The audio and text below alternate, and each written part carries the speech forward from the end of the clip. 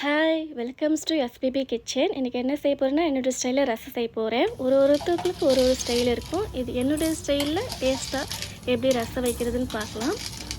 முதல்ல ஒரு 4 கரண்டி மிளகு எடுத்திருக்கேன். முழு மிளகு சின்ன கரண்டி தான். 1 டீஸ்பூன் ஜீரகம் எடுத்திருக்கேன். 5-6 பல் பூண்டு தோலோடு சேர்த்துருக்கேன் கழுவி. இது நல்லா குறப்பாக அரைச்சிப்போம். அதோடு ஒரு பச்சை மிளகா, ஒரு தக்காளி,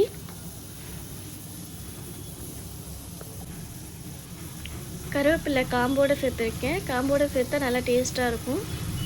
கொத்தமல்லி கொஞ்சம், இதையும் சேர்த்து அரைச்சிப்போம். குறப்பாக அரைச்சிக்கணும்.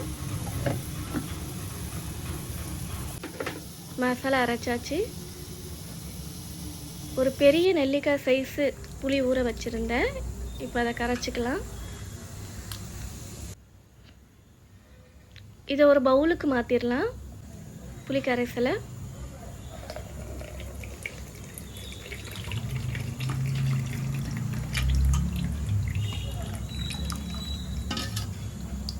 புளி கரைசல் ரெடி ஆகிடுச்சு. இப்போ அரைச்சி வச்ச மசாலாவை இதோட சேர்த்துக்கலாம்.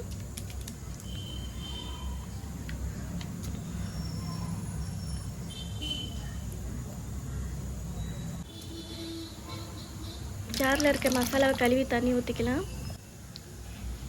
ரசத்துக்கு தேவையான அளவு தண்ணி ஊற்றிக்கலாம். நல்லா தண்ணி பதம் வர மாதிரி அளவுக்கு தண்ணி ஊற்றிக்கோங்க.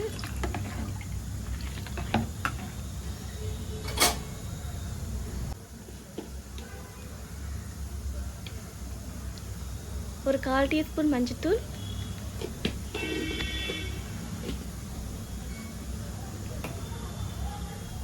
பெருங்காயம் கொஞ்சம்,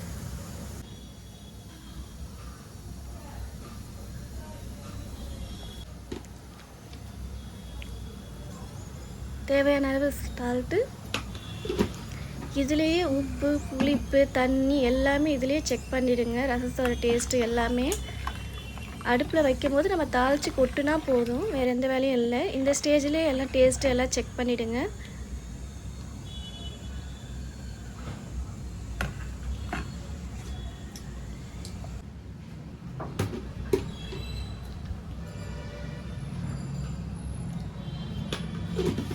உப்பு குறைவாக இருக்குது, உப்பு கொஞ்சம் சேர்த்துக்கிறேன். இப்போ நம்மளோட மசாலா ரெடி ஆகிடுச்சு. இப்போ அடுப்பில் பற்ற வச்சு சட்டியை வச்சுக்கலாம். ரசத்துக்கு தாளிப்பு கொடுத்துக்கலாம். அடுப்பு காஞ்சிருச்சு. சட்டி அதில் எண்ணெய் ஊற்றிக்கலாம் தேவையான அளவு.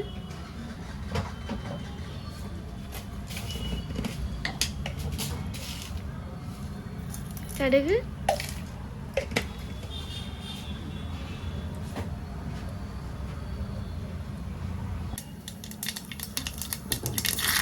கருவேப்பிலை கொஞ்சம், 2 காஞ்ச வத்தல்,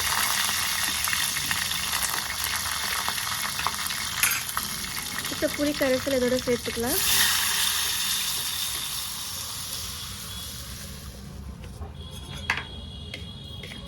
இது ஒரு நல்ல ஒரு மிக்ஸை கொடுத்துக்கோங்க.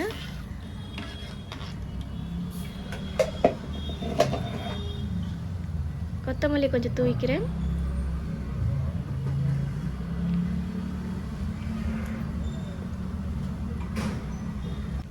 ரசத்தை அப்படியே விட்டுடுவோம். ரசம் பார்த்திங்கன்னா கொதிக்கக்கூடாது. சிம்மிலேயே வச்சிங்கன்னா அப்படியே நுர வரும்.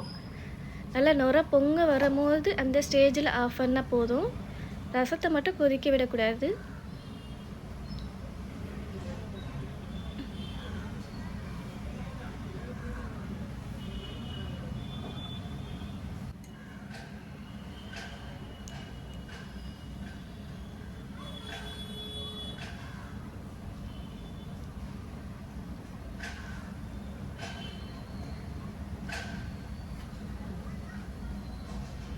ரசம் நல்லா பொங்கி வருது.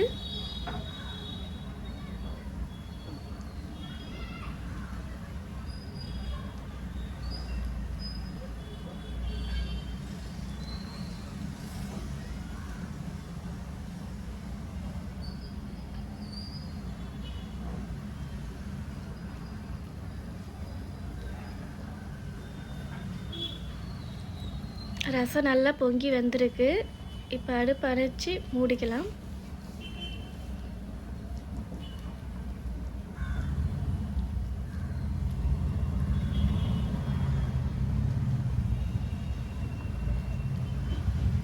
அவ்வளோதாங்க, சிம்பிளாக டேஸ்டியாக நம்ம ஸ்டைலில் ரசம் ரெடி ஆகிடுச்சு.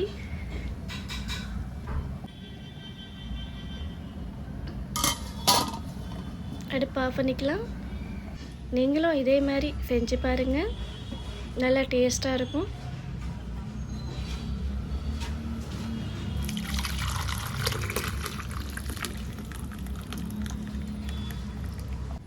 அடுத்த வீடியோவில் பார்ப்போம். மறக்காமல் சப்ஸ்கிரைப் பண்ணுங்கள், லைக்ஸ் பண்ணுங்கள். தேங்க்ஸ் ஃபார் வாட்சிங்.